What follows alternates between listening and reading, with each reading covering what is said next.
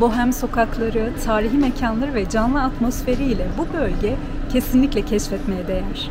En sevdiğim noktaları gezerek seni bölgenin gerçek ruhuyla tanıştırmak istiyorum. Turumuza tabii ki şehrin en seçkin semtlerinden biri olan Hampstead ile başlıyoruz. Burada dolaşırken galerini yüzlerce fotoğrafla dolduracağına eminim. Çünkü evleri, dükkanları ve sokakları birbirinden güzel. Merkezdeki gösterişten ziyade daha sofistike bir yaşam tarzını benimseyen Londralıların adresi.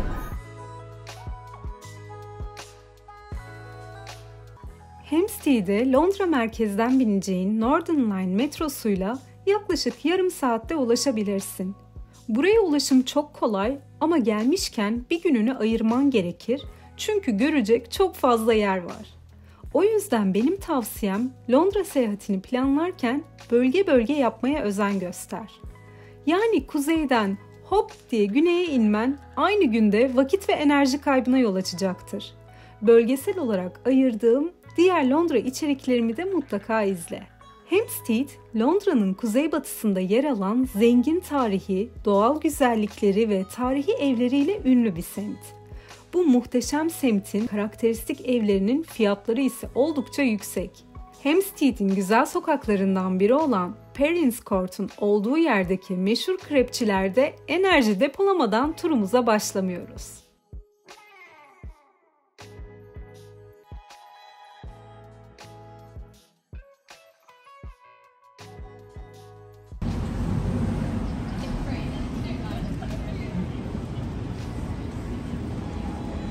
Bitirip devam edeceğiz. Perrins Court'ta dolaştıktan sonra semtin bir diğer önemli sokağı Flask Walk'a geçiyoruz. Sokağın sonunda yer alan tarihi Flask Pub'dan adını alıyor. Sokak çeşitli bağımsız mağazalar, butikler, kafeler ve restoranlar gibi yerel işletmeleri barındıran şirin bir cadde.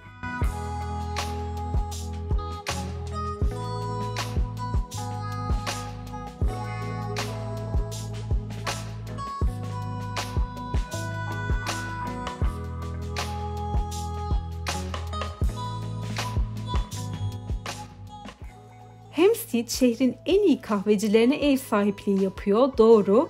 Ama kahvecilerle ilgili zaten ayrı bir video geleceği için seni bu popüler yerlerden ziyade en sevdiğim kitapçılardan biri olan Waterstones'un içindeki kahveciye getirdim. Buraya gelme sebebim kahveni söyleyip gözüne kestirdiğin bir kitabı da eline alıp okuyabileceğin rahat bir ortam yaratması. Yani kitap severler için harika bir mekan diyebilirim.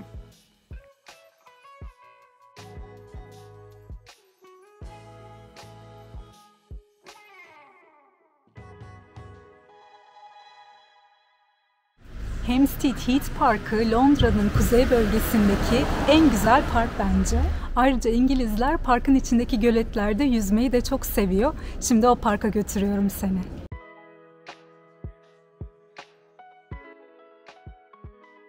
Hampstead Heath, Londra'nın kuzeybatısında bulunan büyük ve ünlü bir açık hava alanı. Bana göre Kuzey Londra'daki en güzel park.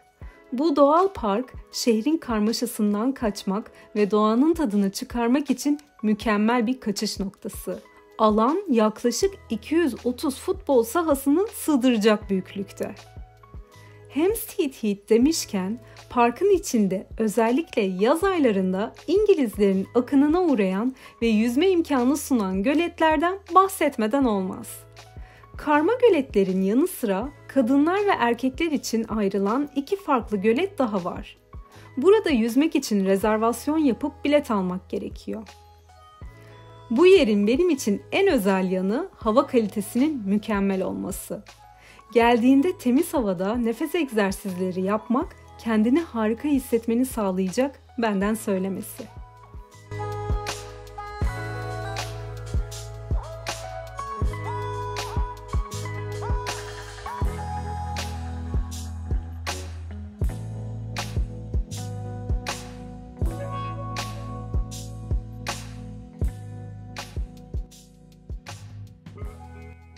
Parkın içinde yer alan Kenwood House'a doğru yolumuzu oluşturuyoruz şimdi. Kültür, sanat ve doğanın mükemmel kombinasyonu olan bu eski konak 17. yüzyılda inşa edilmiş ve İngiliz kraliyet ailesinden birçok kişi tarafından kullanılmış. En son ev sahibi ise biralarıyla meşhur olan Guinness ailesiymiş. Konak, Rembrandt, Vermeer ve diğer ünlü sanatçıların eserleriyle dolu muhteşem bir sanat koleksiyonuna sahip. Ayrıca evin kendisi de mimari ve tarihi açıdan oldukça ilginç. İçeride İngiliz neoklasik mimarisinin güzel bir örneğiyle karşılaşıyorsun. Konağın etrafı ise tam bir doğa harikası. Ücretsiz ziyaret edebileceğin bu konağa gelmeden önce online bilet alman şart. Açıklamalarda detayları bulabilirsin.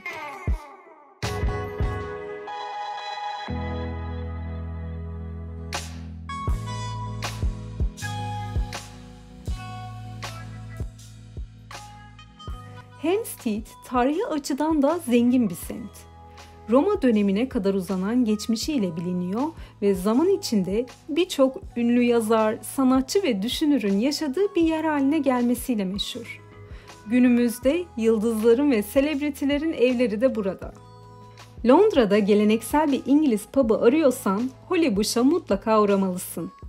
Mekan, bölgenin tarihi ve kültürel dokusunu yansıtan önemli bir simge haline gelmiş durumda. Burası tarih boyunca birçok ünlü yazar ve sanatçıyı ağırlamış. Hollybush, tipik bir İngiliz pub mutfağı da sunuyor. Menüsünde klasik İngiliz yemekleri, sandviçler, burgerlar ve yerel biralar yer alıyor. Rezervasyonsuz çat kapı gelebileceğin rahat bir ortama sahip. Hampstead'den ayrılmadan önce seni komşu ziyaretine götürüyorum. Burada yaşayan en ünlü isimlerden Avusturyalı psikanalist Sigmund Freud'un yaşadığı yeri görmek istemez miydin? Freud, 1938 yılında Nazi Almanyası'nın yükselişi ve Yahudi ayrımcılığı nedeniyle Viyana'dan ayrılmak zorunda kaldı.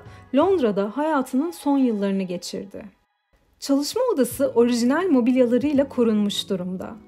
Burada çalışmalarında kullandığı kitaplarını, notlarını ve özel koleksiyonu olan heykellerini görebilirsin.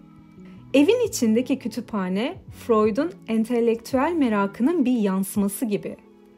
Bu kitap koleksiyonu, psikoloji, felsefe ve edebiyat gibi çeşitli konularda eserler içeriyor. Freud'un evlilik yüzüğü gibi özel eşyalar, özel mektuplar ve giysiler de sergileniyor. Bu eşyalar onun kişisel yaşamına dair ipuçları veriyor. Freud, sembollerin rüyalarda ve bilinç dışında anlamları üzerine çalışmıştı. Taşlar da bu sembollerden ve evde geniş bir seçki var. Ünlü analiz koltuğu, Freud'un hastalarını analiz ederken kullandığı sembolik bir nesne ve müzenin en etkileyici orijinal parçalarından biri. Bu tür özel müzeleri gezerken o kişinin hayatını özetleyen bir kitabı sanki birkaç saat içinde okuyup bitirmişim gibi hissediyorum. Kısa sürede bir sürü bilgi ediniyorum ve o yüzden çok keyif alıyorum. Umarım senin de hoşuna gidiyordur.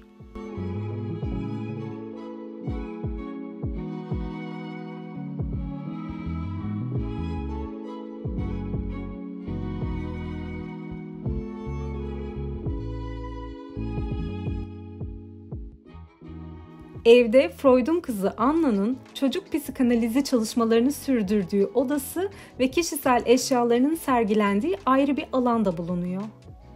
Freud, Viyana'daki evinde avludan başka alan kullanamadığı için Londra'daki evinin bahçesi onun için güzel bir dinlenme alanı olmuş. Bugün bile bahçenin orijinal düzeni korunuyor ve en sevdiği bitki türleri bahçede bulunuyor. St. Pancras istasyonu, Londra'nın kuzeybatısında bulunan İngiltere'nin en önemli tren istasyonlarından biri. Aynı zamanda King's Cross istasyonuna da komşu. Burası uluslararası bir tren terminali. Eurostar trenleri ile Paris, Brüksel ve Amsterdam gibi şehirlere sadece birkaç saat içinde ulaşabiliyorsun.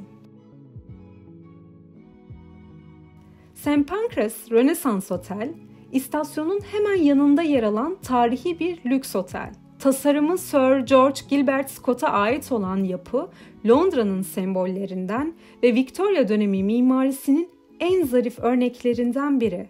Bu tarihi yapı, 56 yıldır İngiliz mirası tarafından 1. derece koruma altında tutuluyor. Bu gotik yapıyı dışarıdan mutlaka görmüşsündür. Peki içini de ziyaret edebileceğini biliyor muydun? Oteli bir tur kapsamında görme şansı yakaladım. Hakkında birçok bilgi edindim. Mesela otel ilk olarak Midland Grand Hotel ismiyle 1873 yılında açılmış.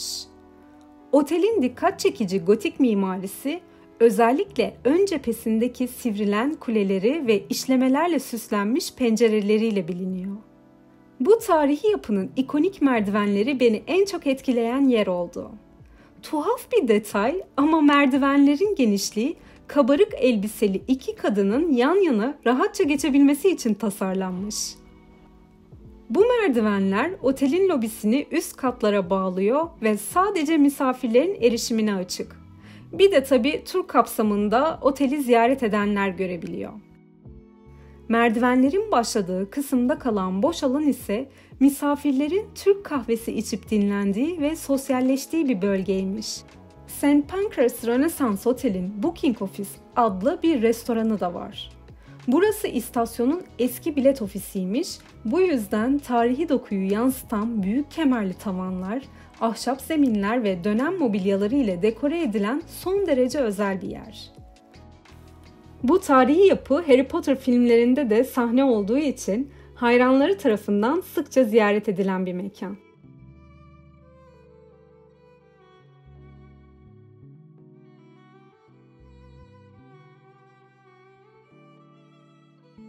Otelin yan tarafında Birleşik Krallığın ulusal kütüphanesi olan British Library yer alıyor. Buraya bilet almadan gelebilirsin. Kütüphanenin kapısında bilim insanı Newton'u elinde pergeliyle yine derin bir çalışma üzerinde buluyorsun. Onu hiç rahatsız etmeden biz doğruca kütüphaneye giriyoruz. Çünkü içeride çok değerli bir sergi bizi bekliyor. Magna Carta'dan Shakespeare'e, Florence Nightingale'den Gandhi'ye kadar dünyanın en heyecan verici ve en önemli kitaplarını, haritalarını, el yazmalarını keşfedebileceğin bu ücretsiz sergiye gelmeni mutlaka tavsiye ediyorum.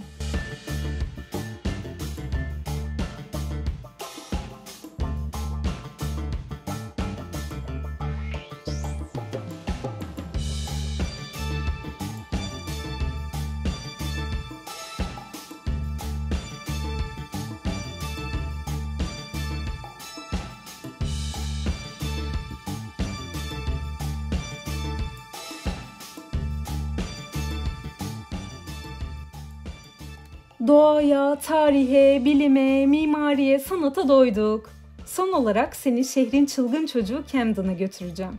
Özellikle gençler arasında popüler bir semt olan Camden, şehirdeki diğer bölgelerden farklı ve özgün bir atmosfere sahip. Ünlü pazarlarıyla da meşhur.